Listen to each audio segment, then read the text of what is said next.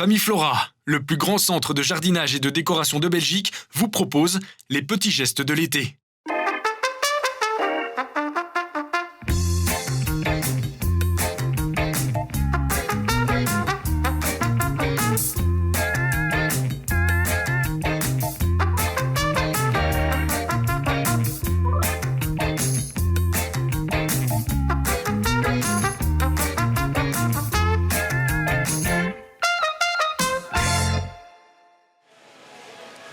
Je te dérange, Corinne? Non, pas du tout, Sébastien. Ça tombe bien d'ailleurs que tu sois là parce que figure-toi que je cherche un produit qui pourrait prévenir, tu vois, cette fameuse maladie qu'attrapent les pommes de terre. Le mildiou. Voilà, je voulais que tu le dises. Le mildiou. Le mildiou. Pas le mildiou. Mildiou. Écoute, effectivement, il faut des agents préventifs pour ce genre de maladie. Et je connais quelqu'un qui connaît quelqu'un qui pourra nous en parler, identifier le mildiou, mais surtout prévenir. Pour, François. Exactement, on a rendez-vous avec François. C'est parti. Mildiou. Salut François. Salut Sébastien. Alors nous voici début juillet et l'important c'est surtout de prendre soin de son potager. On va parler aujourd'hui des pommes de terre puisque c'est le moment où certains nuisibles vont apparaître au niveau de nos plants de pommes de terre. Exactement, il faut être bien vigilant parce qu'on peut avoir différentes attaques. Donc on a tout d'abord un ravageur bien connu qui est le doryphore qui peut s'attaquer très rapidement aux feuilles et manger les feuilles en très peu de temps. Mais on a aussi des maladies comme le mildiou, le Phytophthora, donc le mildiou qui est très connu en culture de pommes de terre et qui peut créer aussi beaucoup de problèmes. Si on commence avec le mildiou justement, comment est-ce qu'on peut reconnaître le mildiou? Qu'est-ce que c'est finalement le mildiou? Donc le mildiou est une maladie qui est causée par un champignon, donc Phytophthora infestant, donc qui infecte les feuilles dès qu'on a une température suffisante, donc à partir de 12 degrés jusqu'à 25 degrés, le mildiou peut se développer et sa contamination est favorisée aussi par l'humidité. Donc lorsqu'on a des périodes orageuses ou lorsqu'il pleut souvent avec une température suffisante, on va avoir une contamination extrêmement importante de ce champignon au cours de la végétation. La conséquence de ce champignon, ce serait quoi? Les conséquences, c'est d'abord des taches brunes que tu vas voir sur les feuilles, légèrement entourées d'un jaune plus clair, vert clair. Et donc on a des taches brunes bien identifiables, le reste de la plante est saine, mais le mildiou, en se développant, crée de plus en plus de taches brunes, aussi bien sur les tiges, les pétioles que les feuilles, mais aussi sur les tubercules qui peuvent être contaminés donc, de ce champignon. Pour le doryphore, par contre, on n'est plus sur un champignon, mais plutôt sur un nuisible. C'est ça, on parle d'un nuisible, donc d'un insecte, d'un coléoptère, qui au stade adulte est assez facilement reconnaissable parce que son corps est rayé de bandes jaunes.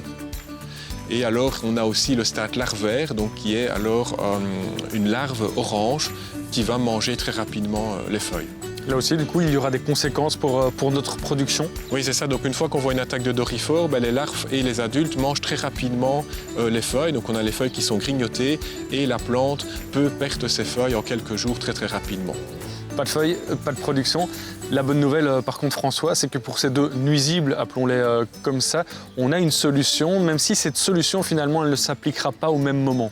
Non, donc pour le mildiou, on va plutôt agir en prévention, donc faire des applications préventives, tandis que pour le doryphore, on va attendre que les premières larves soient visibles avant de traiter pour éradiquer au plus vite le problème. Eh bien, je te propose de découvrir tout ça. C'est parti.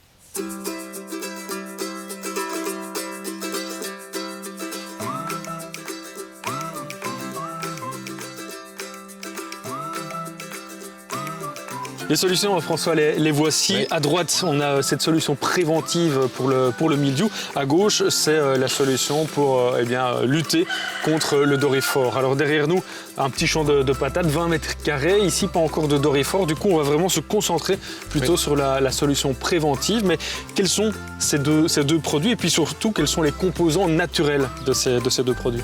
Donc voilà, donc comme tu l'as dit, en cas d'attaque de doryphore, donc je conseille de travailler avec un insecticide naturel, donc à appliquer sur la surface foliaire.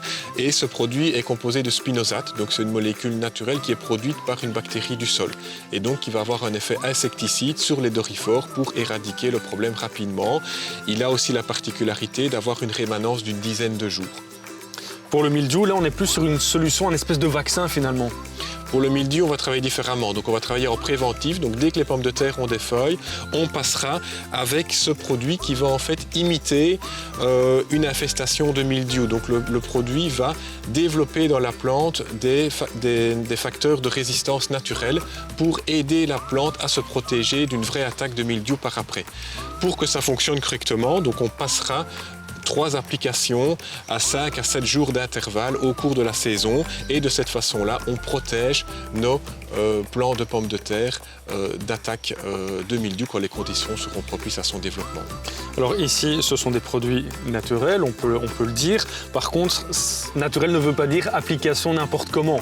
Non. On est vraiment sur quelque chose d'assez précis. Finalement. Exactement, donc pour appliquer un produit tel qu'il soit, il y a une dose à respecter, hein, donc autant de millilitres par litre d'eau, adapté par rapport à la superficie au mètre carré à traiter et utiliser un bon matériel d'application pour avoir un jet avec suffisamment de petites gouttelettes et une bonne répartition donc de l'eau sur les plantes à protéger grâce à un matériel de pulvérisation adapté. Ici, pour nos 20 mètres carrés, on est sur quelle dose?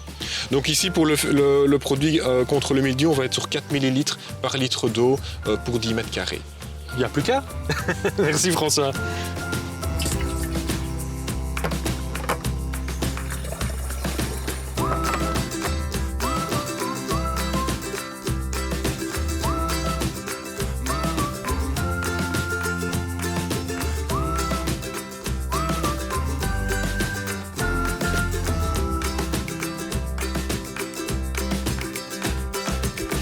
C'était un autre de nos petits gestes de l'été puisque, vous l'avez vu, le geste du mois a décidé de changer sa forme pour les 2 mois estivaux. Et puis toutes ces séquences, vous pourrez bien sûr les retrouver sur notre page Facebook.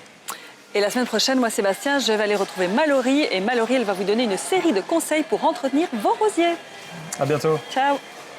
Hashtag concours, un bon de 50 € à dépenser chez Famiflora. Avec plus de 25 000 m² de shopping, notre partenaire est le plus grand centre de jardinage et de décoration de Belgique. Vous y trouverez des fleurs, des plantes, les plus belles décorations saisonnières, un vaste univers animalier, bref. Famiflora, c'est à Moucron, à 20 minutes de Tournai et c'est ouvert 7 jours sur 7. Pour remporter l'un de nos bons d'achat d'une valeur de 50 €, envoyez-nous vos plus belles photos de jardinage à concours@canalzoom.be.